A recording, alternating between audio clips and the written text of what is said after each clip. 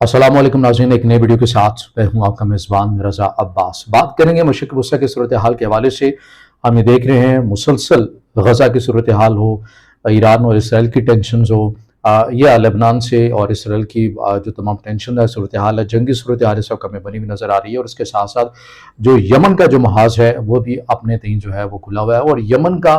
मैदान जो है वो किस हद तक मानी खेज है और किस हद तक वो दुश्मन को यानी कि अमेरिका और इसराइल और उसके तहातियों को नुकसान पहुंचा सकता है। बहरहाल जो तमाम अमूर के ऊपर नज़र रखते हैं वो उसकी यमन की बिलखसूस हौसी अंसारुल्लाह उनसे मुतल्लिक़ वो बाखूबी आगाह हैं कि ये कितनी मुश्किलात खड़ी कर सकते हैं इसराइल के लिए और आलमी तिजारती मंडियों के हवाले से किस हद तक ये मुश्किलात पैदा कर सकते हैं, जो कि वो कर भी रहे हैं। और ये दर्द सर बना हुआ है अमेरिका और मगरबी दुनिया के लिए। लेकिन अब क्या हुआ है यमन के अंदर, वो आज की इस वीडियो में बताना मकसूद है।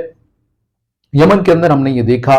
कि अमेरिका की जानिब से बड़ी लेटेस्ट टेक्नोलॉजी का एक बार फिर इस्तेमाल किया गया। यमन में पहली बार किया गया, मगर इस टेक्नोलॉजी का पहले भी जो है वो इस्तेमाल हमने देखा है, अफगानिस्तान के अंदर भी देखा है और इराक में भी देखा है। B-2 बॉम्बर्स का इस्तेमाल किया गया। बेसिकली जाहिर है कि एक जहाज़ ही होता है जो कि ऐसे बॉम्ब अपने साथ ले जाने की सलाहियत रखता है, जो कि ज़ेर ज़मीन कोई चीज़ अगर कोई छुपी हुई है या बंकर्स बने हुए हैं, चट्टानों के नीचे है, तो ये ऐसे बॉम्ब्स ले जाने की सलाहियत रखता है जो ज़ेर ज़मीन जाकर जो है वो अपने हदफ को बआसानी तौर के ऊपर हिट कर सकते हैं। अमेरिका की जानिब से ऐसे 5 अहदाफ को निशाना बनाने का दावा किया गया है। यमन के अंदर अंसारुल्लाह के अहदाफ को निशाना बनाने का उन्होंने ये दावा किया है, जिसमें अमेरिका की जानिब से कहा गया है कि हमने B-2 बॉम्बर्स का इस्तेमाल किया है। जदीद किस्म के जो बॉम्ब्स हैं, जो ज़ेर ज़मीन बंकर्स जो बनाए गए थे, जहाँ पर बड़ी तादाद के अंदर मिसाइल्स जो है अंसारुल्लाह ने अपने महफूज कर रखे थे। जितनी आप ये कह लें कि जो असला साज फैक्ट्री है, डिपोज हैं, वो ज़ेर ज़मीन बने हुए थे। 5 मुख्तलिफ जगहों के ऊपर उन्हें हिट किया है अमेरिकन्स की जदीद टेक्नोलॉजी ने। ये अमेरिका की जानिब से बहरहाल ये दावा अभी तक हमारे सामने आया है, मगर यमन अंसारुल्लाह हौसियों की जानिब से अभी इस मामले के ऊपर कोई पेशरफ नहीं हो सकी है, क्योंकि इसके अंदर 2 चीज़ें हो सकती हैं। अब देखना यह है कि अंसारुल्लाह की एक तो स्टेटमेंट और दूसरा ये कि उनका जो रद्दअमल होगा। रद्दअमल इस तरह बयान तो रस्मी तौर के ऊपर ज़ाहिर हर कोई दे देता है, जैसे कि इसराइल देता है कि बड़े से बड़ा नुकसान उठाने के बावजूद भी वो ये कहता है कि हमें तो कोई नुकसान नहीं हुआ, क्योंकि ज़ाहिर है ये एक हिकमत अमली ही होती है। इसी तरह अंसारुल्लाह के तर्जुमान भी ये बात ऐसी कर सकते हैं कि हमें नुकसान नहीं हुआ, मगर अमल बताएगा कि वाकई इस चीज़ का नुकसान यमन को हुआ है कि नहीं हुआ। वो ऐसे होगा कि हम अगर ये देखते हैं कि उसी तवातुर और उसी शिद्दत के साथ अगर जो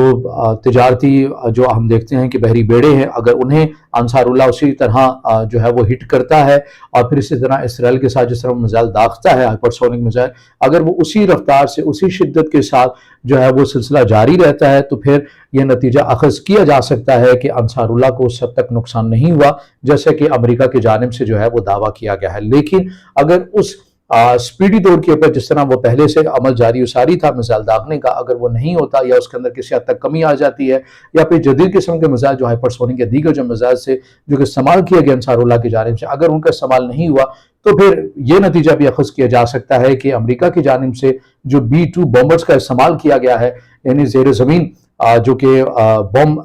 अपनी जो ज़ेर ज़मीन जो टारगेट होता है उसे हिट करने की बॉम्ब सलाहियत रखते हैं, फिर यानी उससे ये अखज़ किया जा सकता है कि वो जो 5 जगह थी वो वाक़ई उन्होंने अंसारुल्लाह को एक शदीद नुकसान भी पहुंचाया है। अच्छा, इसके अंदर अमेरिका की जानिब से जो ये कार्रवाई की गई है, फ़ज़ाई अटैक किया गया है यमन के ऊपर,